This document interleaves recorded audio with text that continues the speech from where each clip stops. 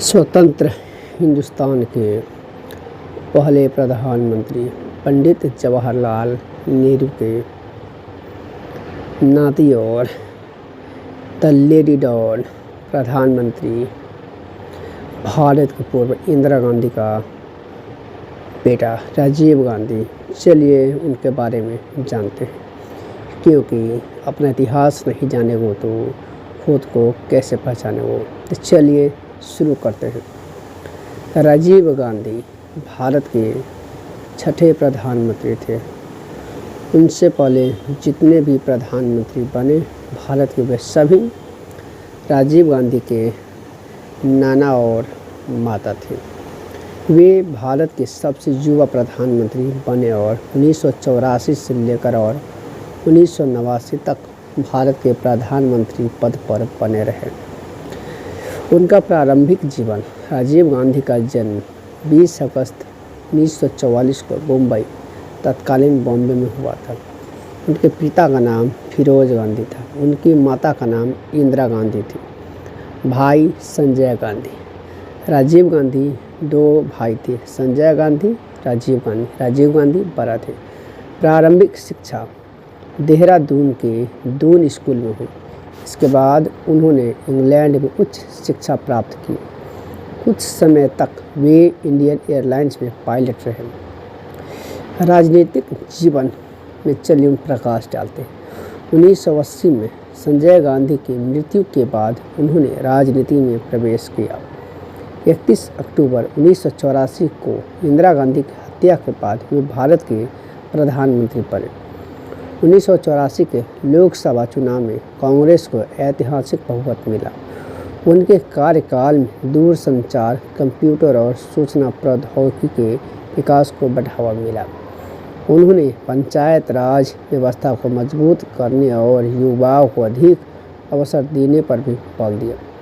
राजीव गांधी की प्रमुख उपलब्धियों के बारे में चलिए बातें करते हैं।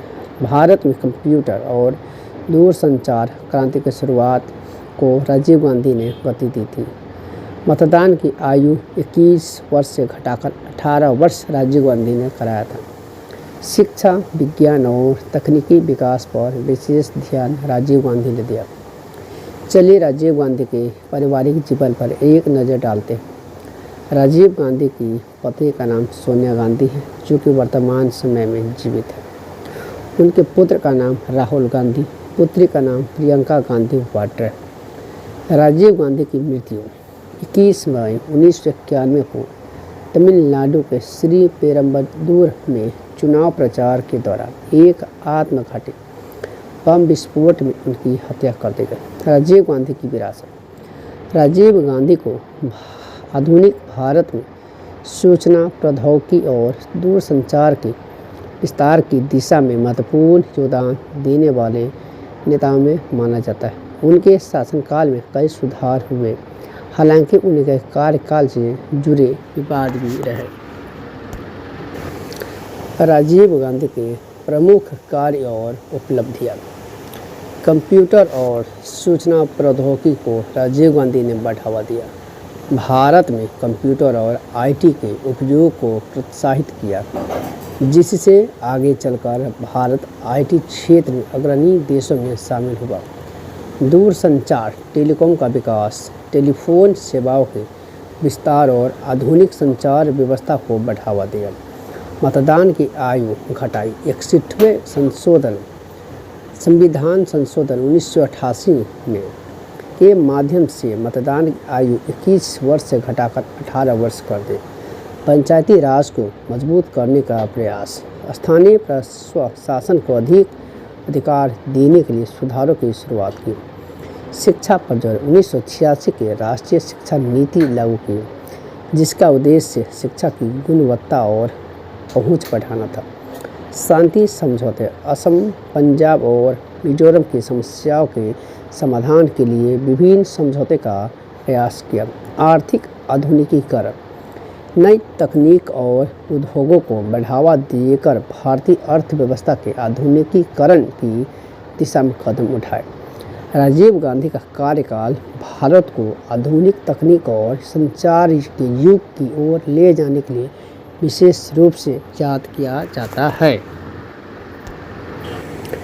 राजीव गांधी की 21 मई 1991 को तमिलनाडु के श्री पेरम्बदूर में चुनाव प्रचार के दौरान एक आत्मघाती बम विस्फोट में हत्या कर दी गई। जांच के अनुसार यह हमला Liberation Tigers of Tamil Eelam LTTE नामक श्रीलंका के उग्रवादी संगठन ने कराया था।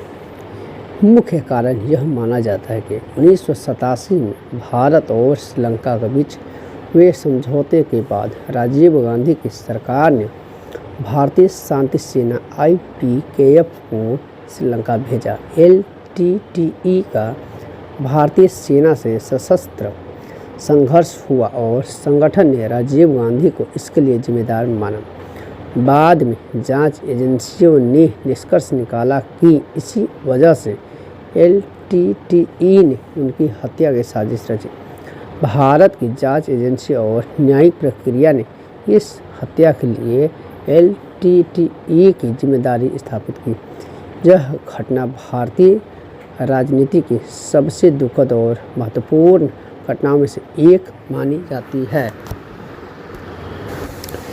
राजीव गांधी ने प्रधानमंत्री 1984 से लेकर 1989 तक रहे के रूप में कई देशों की आधिकारिक यात्राएं की। उनके प्रमुख विदेशी दौरे में शामिल है संयुक्त राज्य अमेरिका USA, संयुक्त संघ सोवियत संघ USSR वर्तमान समय में रूस, United Kingdom Britain, France, Germany, पश्चिम जर्मनी, जापान, चीन। 1988 की यात्रा विशेष रूप से ऐतिहासिक मानी जाती है। श्रीलंका, बांग्लादेश, नेपाल, भूटान, मालदीव, पाकिस्तान, ऑस्ट्रेलिया और सिंगापुर देशों की यात्रा की। इन यात्राओं का उद्देश्य भारत के अन्य देशों के साथ राजनयिक संबंध, व्यापार, विज्ञान एवं प्रौद्योगिकी सहयोग तथा क्षेत्रीय शांति को मजबूत करना था। इनमें 1988 की चीन यात्रा विशेष रूप से महत्वपूर्ण मानी जाती है क्योंकि इससे पहले लगभग 34